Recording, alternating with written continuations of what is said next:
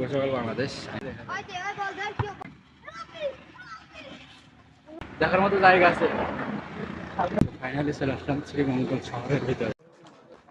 আজকে ইয়ারে জিগে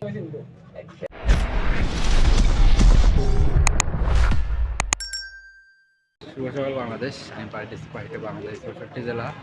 আজকে আমার ৪১ দিন এবং ২৬তম জেলা হবিগঞ্জ। তো আজকে মৌলভীবাজার সার্কেট হাউস থেকে রওনা দিচ্ছি হবিগঞ্জ জেলার উদ্দেশ্যে। তো আজকে প্রথম দিন থাকবো আমি শ্রীমঙ্গল উপজেলাতে এবং কালকে ইনশাল্লাহ চলে যাবো হবিগঞ্জ জেলাতে।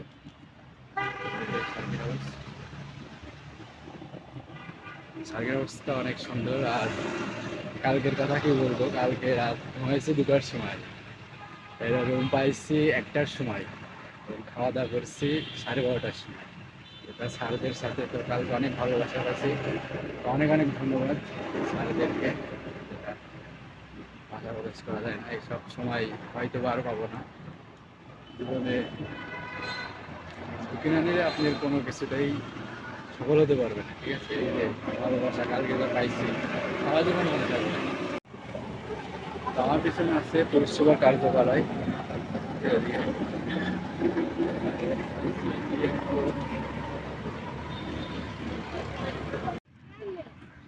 আসসালামু আলাইকুম, কেমন আছো সবাই তোমরা? আছি আলহামদুলিল্লাহ ভালো। খেলা খেলছো না? খেলা খেলছো না? কই বার, কই এখানে বার খেলা খেলার ইয়েতে।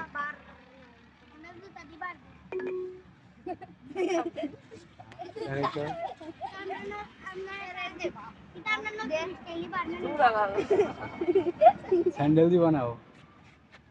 ছোট ভাইদের সাথে সাক্ষাৎ করে অনেক মজা পাইছি, কারণ ওদের কথা যে ভাব ভাই, আমি তো একদমই অবাক, কথা বুঝতেই পারিনি। কারণ ছোটরা তো কেমন ভাবে কথা বলে সবাই তো জানেন। তো এমনিতেই ধরেন ছোট মানুষ আবার কথা বলছে অনেক সুন্দর করে, তো হাসতে হাসতে আমি শেষ। ওরা যাই বলছে আমি তাই হ্যাঁ হ্যাঁ করছি, আমি কোনো কিছুতেই না বলছি না। তো সময়টা অনেক সুন্দর ছিল এবং সময়টা আর পাবো না।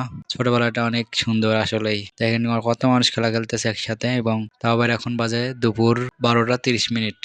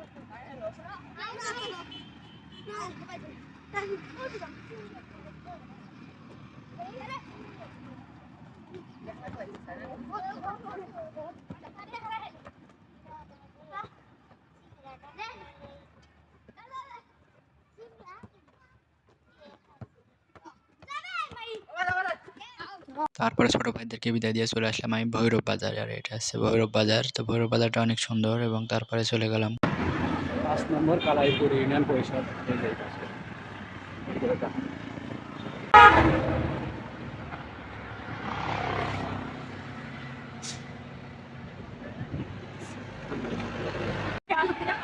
দেখাবো তোমাকে তো, এখানে কি সুন্দর জায়গা আসতে না, সুন্দর লাগে।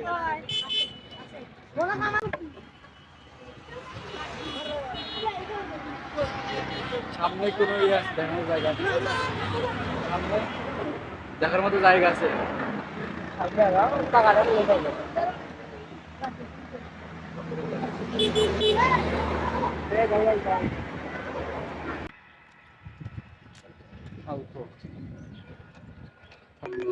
সামনে শ্রীমঙ্গল, আমার সামনে বাকি আছে 7 কিলোমিটার। স্যারের সাথে কথা বলতে হবে, আজকে খাবার ব্যবস্থা করতে হবে। সুন্দর জায়গা আছে বলে ছোট ভাইরা বলতে হয়তো থাকতেও পারে। আর চায়ের বাগান মানেই তো সৌন্দর্য, কারণ ওরা দেখতে সেই লাগে যখন এখানে এক স্নান পাহাড়, চা বাগান আর পাহাড় আছে। ফাইনালি চলে আসলাম শ্রীমঙ্গল শহরের ভিতরে।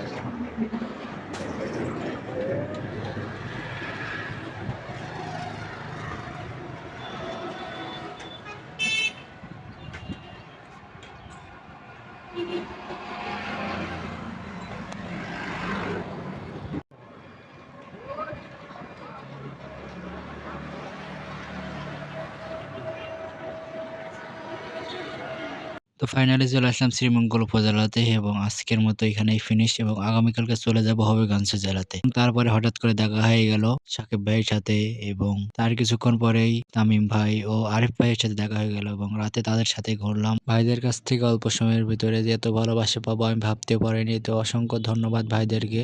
আজকের ভিডিওটা এই পর্যন্ত ছিল, তো পরবর্তী ভিডিওর জন্য অপেক্ষা করুন। ধন্যবাদ, আল্লাহ হাফেজ।